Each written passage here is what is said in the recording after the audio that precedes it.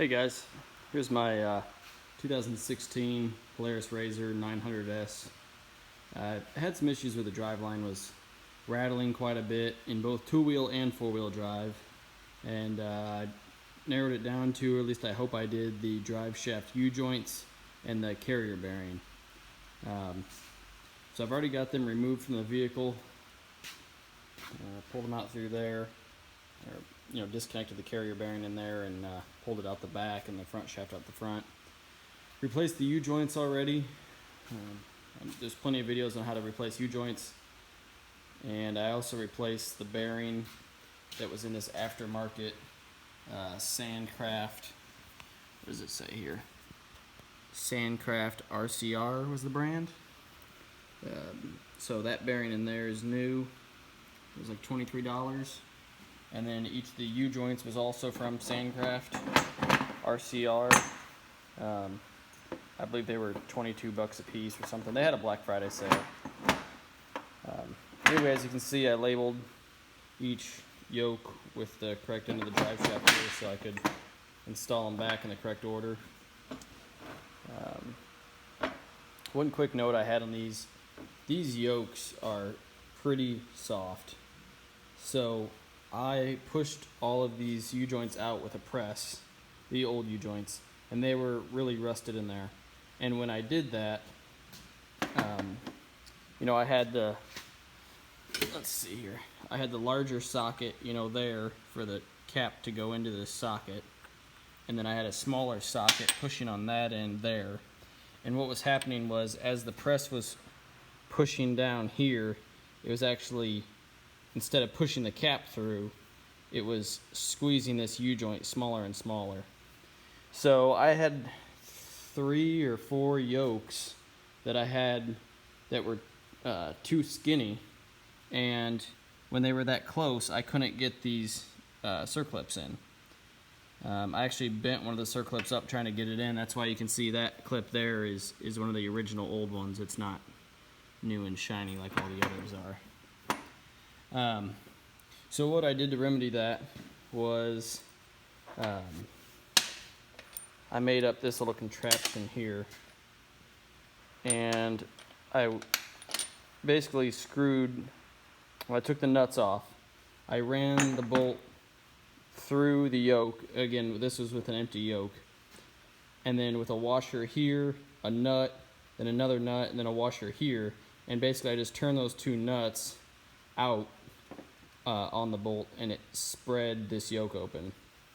And I would spread it about an 1/8 inch or so larger than it needed to be, and then I'd let it sit there for 10 or 15 minutes at that widened state, and then I'd take it apart real quick and get the U-joint in. Now, the only reason I started doing that was because the first one I did, I widened it out, brought it back, tried to put the U-joint in, and it was still too tight for those clips. So I decided to widen it out and leave it for a while, and that seemed to help, I guess. So got all of those in. Kind of a pain in the butt. It looks really easy on the videos, but I found it to be a little bit more difficult. Anyway, I was going to show a video of how to get this installed back into the RZR. Obviously, I've got the skid plate dropped out underneath the bottom of the machine. Took out the seats, the center console. So basically, I'll do the reverse of the removal by showing you the installation. This is the hardware that came with the Sandcraft RCR. These 2 bolts right here hold that carrier bearing in place in the frame. They were pretty rusted up, so I'm going to hit these with a wire wheel real good. And I believe that was a number 6 millimeter hex. That one almost got away on me, and I was able to get it free before it stripped completely. So that's one thing I really don't like about that carrier bearing. Those Allens were in there really tight, and they're tight up against the frame. They're hard to reach, hard to get a proper size in there. And when you use a nut driver like this, that's a 5, I think. Basically, this was hitting up against the frame real bad, so it was really tight to get that in there. I'll go ahead and get the RZR jacked up and show you what it looks like there. Alright, so the holes that the carrier bearing mounts to are that hole there, and there's another hole back there. Gotta focus on. So basically what I do is the carrier bearing seems like it doesn't want to fit through here, but it will. And what I do is I jack up the back 28 inches off the ground maybe. Then the rear drive shaft. The rear drive shaft, that's pointed towards the back. That's the rear differential output. So it goes from that point forward alongside the gas tank over that cross member there, and the carrier bearing mounts are on top of that plate and that plate I showed you from the other side. So they're basically, you know, right in this area somewhere. I think my finger's real close to it there. So what I do is I shove the shaft and the carrier bearing up through this hole and pass these wires and get it as far up that way as you can. And in order to do that, it needs to be angled down towards the ground here to fit up in there. That's why you have to jack up the back of the vehicle. So once you get that in all the way, slide it forward further than you need to go to get past this cross member here, then get it above this, and then slide it back onto that shaft, and that'll pull this back and get that carrier bearing about where it needs to go. Okay, this was a pretty good stopping point here. The carrier bearing is up between the driver and passenger seat through there. That plastic that's just above the yoke there gives you a bit of a trouble, but just push past that. And like you can see, I'm up there, I'm way too far forward. But on this side here, you can see that now I can lift this up over the rear cross member here, and I can pull it back. See, it fell down there, but hang on a sec. There we go. Now it's on the other side of that cross member there, and the drive shaft is on the top side of that cross member there. So now I can just slide this straight back and onto the output shaft of the rear differential. And I'm going to kind of position this close to where it goes in the holes there, you know, turn that the proper way so it sits on where it's supposed to be. Then I'm going to slide this drive shaft all the way back on that spline of the rear diff in order to make room to make the coupler for the front differential. Alright, the rear shaft is in. You can see the carrier bearing there in place. Now, one thing, when you've got this slid forward and then you get the rear yoke on the drive shaft, or on the pinion on the rear diff, and you need to slide this whole shaft and carrier bearing backwards, it is a really tight fit between that bracket there and the wall over here. So it actually doesn't fit until it gets back into this position here. So I had it in at an angle like this and brought it in with this bushing on this top rail sliding along the top here, and that bottom one was getting hung up on that bracket. And then once I got it as far back as I could, I pried this back this way and got that bushing over this edge. So then it was stuck in here at an angle and pushing this way out. And the rear was lined up on the differential. And then I got underneath and just yanked once or twice real hard, and boom, it slid right into place here. I don't know why it's so skinny here and then wider here. I've seen some people cut this out and do other things. You know, you don't need to do that. It'll bend. That plastic's pretty flexible. It took me about 4 or 5 minutes to get it on. The whole time you're thinking, oh, this isn't going to work, it's not going to work, it's too tight. And then it just yanked on it and it went. So here is the drive shaft now. On the rear differential. And I've got it slid all the way back to the all the way to the diff. That way, that's bringing the front of that shaft as far to the back of the machine as possible to allow room to get the front shaft in. And you can see it's spinning with the wheels now.